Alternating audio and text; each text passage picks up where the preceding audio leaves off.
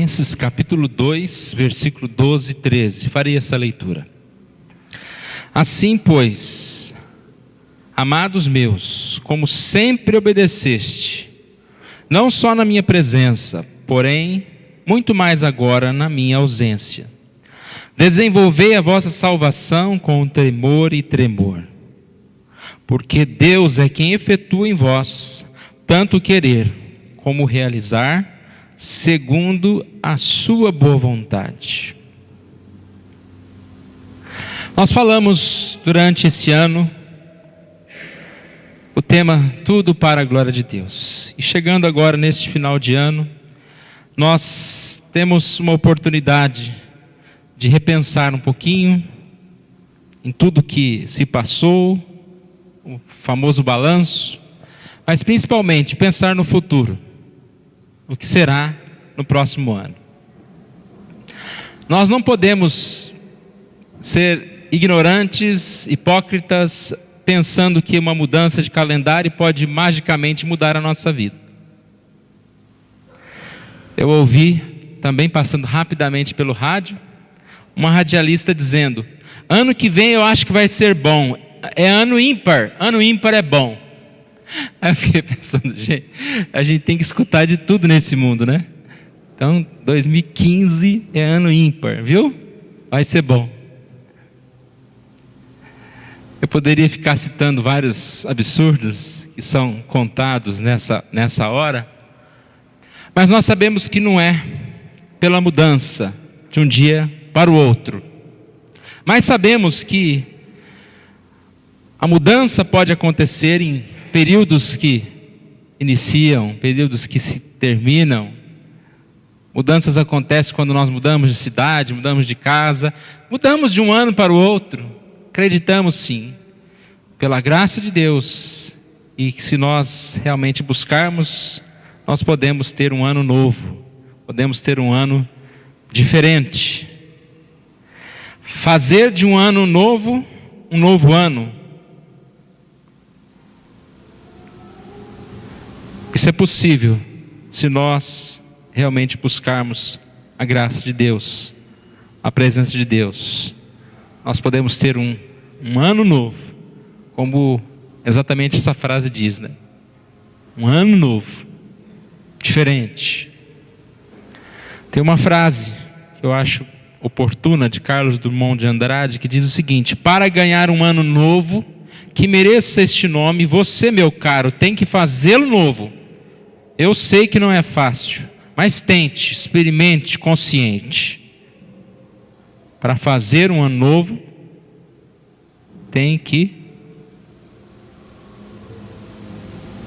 fazê-lo novo. Melhores ações, novas ações.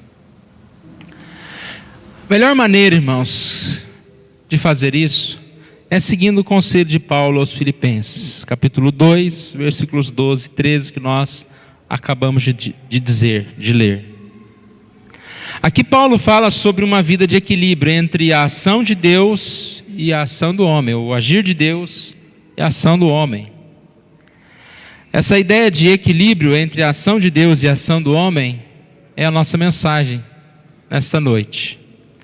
Qual é a parte de Deus para um ano bom? Qual é a minha participação nisso? Será que é Deus que faz tudo? Será que sou eu que faço tudo? Repare o que Paulo diz: desenvolver a vossa salvação com temor e tremor. Parece que é a minha parte, né? Depois Paulo diz: porque Deus é quem efetua em vós tanto querer como realizar, segundo a sua boa vontade. Essa aí é a parte de Deus.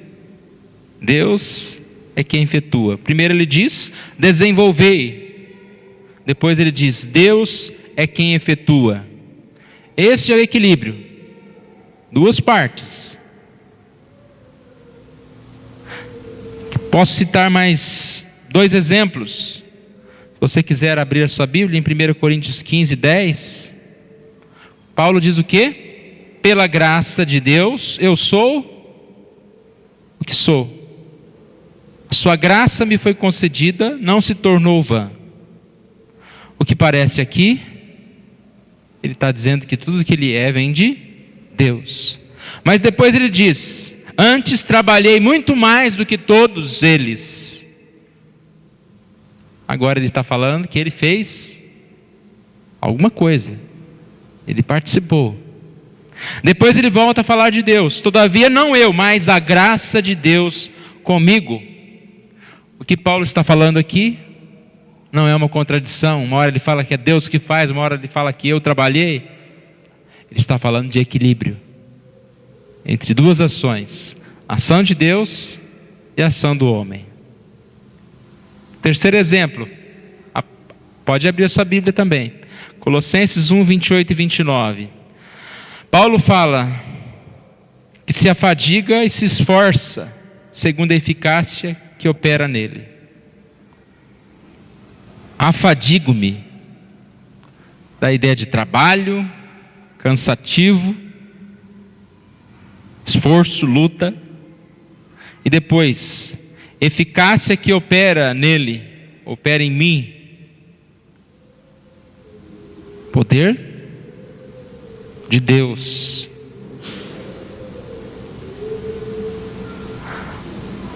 Ao mesmo tempo, nós vemos que nós trabalhamos, nós nos esforçamos, mas Deus opera em nós. É interessante que é muito comum nessa época essa valorização humana. Você ouve muitas pessoas dizendo, né? Meus planos para o próximo ano, as minhas promessas. A televisão tem bastante isso, né? Ano que vem farei isso. As pessoas fazendo listas. Parece acreditar muito em si mesmo. O que acontece? Quem faz planos para si mesmo se frustra. Logo passa. A pessoa começa a ver que ela não tem como realizar. Porque ela planejou o eu vou fazer, eu consigo. Logo decepção, desistência. Também encontramos muita gente colocando todas as esperanças em Deus e até determinando que Deus faça o que elas querem. Então, que Deus ano que vem vai me dar isso, que Deus ano que vem vai fazer isso, vai operar isso na minha vida. Muitas pessoas falam que Deus vai fazer, mas elas ficam sentadas esperando. Não fazem nada. E o que nós encontramos aqui então é uma ação importante. Onde eu sei que tudo vem de Deus, é claro que tudo vem de Deus. Toda força vem de Deus, todo poder. Mas aonde que Deus opera? É em nós, na nossa vida. Portanto, eu devo agir muito, muito, sabendo que eu dependo de Deus. Voltando ao nosso texto inicial de Filipenses 2, 12 e 13, a palavra desenvolver a salvação dá a ideia de esforçar-se. E essa é a nossa parte. Para que nós tenhamos um ano bom, vamos então seguir essas duas partes do conselho de Paulo. Primeiro, desenvolver a salvação. Trabalhar, se esforçar. E aqui é bem claro, né? Não é desenvolver para ganhar a salvação. Você só desenvolve aquilo que você já tem. Aquilo que você já conquistou. Desenvolver a salvação. Eu recebi essa salvação. Eu devo desenvolvê-la. É bem entendido quando nós lemos Efésios 4:1, quando fala andar de modo digno da vocação a que fosse chamado. Trabalhar. O crente deve ser diligente, deve buscar uma vida santa, deve servir mais e mais a Deus. Quais são os meus planos para desenvolver a salvação, para trabalhar como servo de Deus? Qual é o esforço que eu vou dedicar no meu com o meu tempo para servir mais a Deus? Qual é a parte de Deus? Deus opera em nós. Deus é quem efetua em vós tanto querer como realizar, segundo a sua boa vontade. É Ele que habita em nós, quem nos dá poder para fazermos a sua vontade. Fica difícil se comprometer, né? Quando você fala assim, vou fazer isso ano que vem. Aí você sabe, quem sou eu para falar alguma coisa? Mas você pode falar sim, porque Deus vai te dar forças para fazer aquilo que você, diante dele, está assumindo compromisso. Porque é o próprio Deus que efetua o próprio querer. Só o fato de você querer alguma coisa boa, já é a ação de Deus na sua vida, na minha vida. Porque sem Deus, irmãos, nosso querer é totalmente doente, errado. Nosso querer é transgressão. Mas em Deus, nós temos a transformação do nosso querer. E é Ele quem dá forças para o realizar. Efetua em vós o desejo e dá habilidade. Como que Deus faz isso na nossa vida? Para inclinar o nosso querer para o bem, primeiro Ele tira o nosso desejo para o mal. Às vezes a nossa grande preocupação, né? Mas como que eu vou fazer o bem se eu tanto desejo fazer o mal? Se eu sou incomodado por tantas coisas? A primeira coisa que Deus coloca na nossa vida é exatamente o não mais gostar do mal, de muitas coisas que nos perseguem. E depois Ele coloca um desejo muito grande por coisas boas, por coisas santas, por coisas puras. Às vezes a gente pensa também, mas eu nunca vou gostar disso. Como que eu posso gostar de ler a Bíblia, ou de estudar, ou de ir à igreja, de tantas coisas? Mas Deus vai colocando no nosso coração. E não há nada melhor do que gostar do que é bom. Quantas coisas que nós gostamos, né, que não são boas. E é assim que Deus vai operando na nossa vida. Ele vai mostrando para nós que aquilo não é bom, e vai nos dando sabor aquilo que é bom, transformando a nossa vida mais e mais. Então, irmãos, nós precisamos crer nisso. O desejo nosso é que nós tenhamos esse ano bom. E esse ano bom, ele parte desse pressuposto de que Deus começou uma boa obra em nós e há de completá-la. Filipenses 1:6. Aquele que começou a boa obra há de completá-la. E Paulo diz: estou plenamente certo que, se até aqui nos ajudou o Senhor, Ele há de completar, de continuar nos abençoando. Eu não sei o quanto, irmãos, nós estamos distante dessa realidade. Talvez o ano bom não precisa ser tão novo. Basta você continuar fazendo muitas coisas que você já tem feito.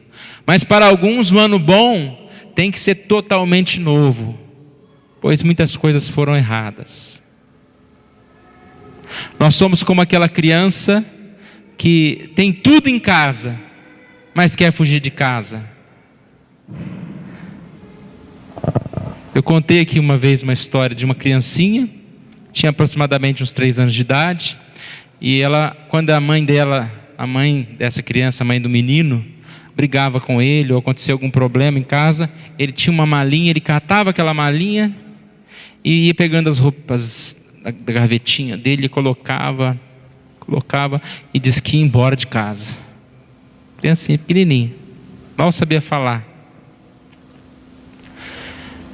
Só que aquela criança não colocava em prática aquilo, né? O máximo que ela fazia era arrumar a malinha.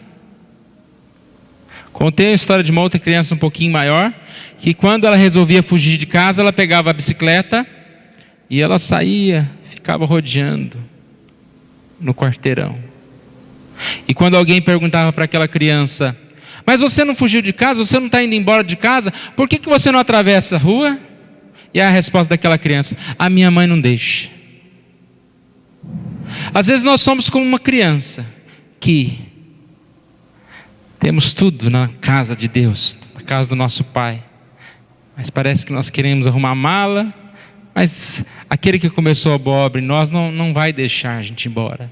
E nós mesmos temos uma limitação no nosso pecado. Nossa transgressão, ela tem uma muralha. Graças a Deus que nós não rompemos essa muralha. Talvez nós somos como uma criança que está andando em volta de um quarteirão, distante de casa. Mas graças a Deus nós falamos: meu Deus, não deixa eu atravessar a rua. Só que Deus quer que a gente volte para casa, que a gente volte para casa, que a gente pare de ser uma criança mimada, que a gente pare de confrontar o Senhor, de dizer que nós queremos sair de casa. Ele quer que a gente volte para casa. E para isso, irmãos, nós precisamos lembrar dessas duas coisas.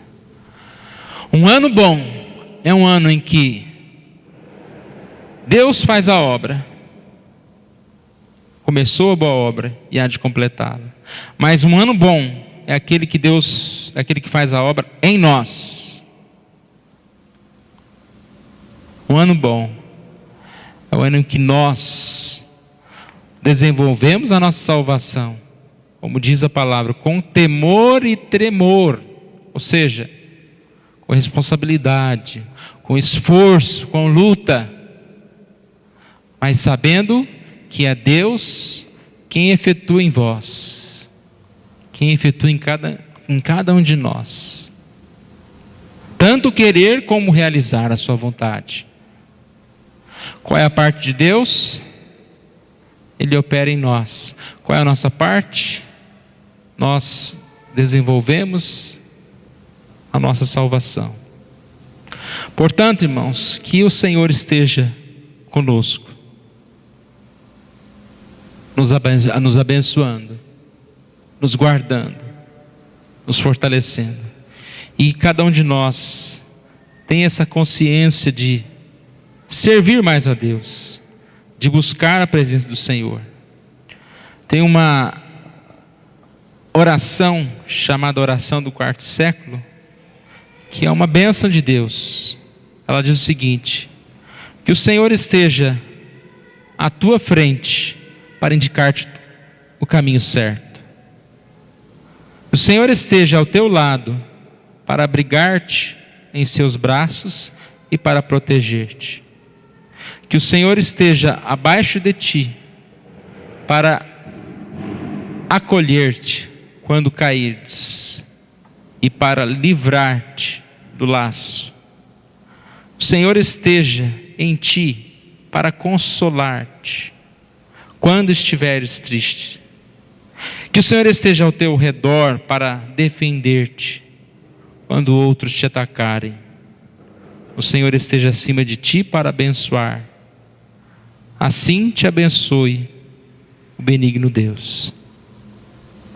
E que cada um de nós, diante de tantas bênçãos que diariamente nós recebemos, possamos servir mais a Deus, assumir o nosso compromisso, lembrar que Deus tem cada um de nós como uma parte do seu reino, como alguém que serve ao Senhor com um dom específico, que esse compromisso que nós temos em servir a Deus faz toda a diferença. Nós precisamos servir, nós precisamos nos envolver nessa causa de Deus. Vamos orar. Pai querido, nós te louvamos, Senhor Deus. Somos agradecidos pelas bênçãos que o Senhor tem derramado nos nossos corações.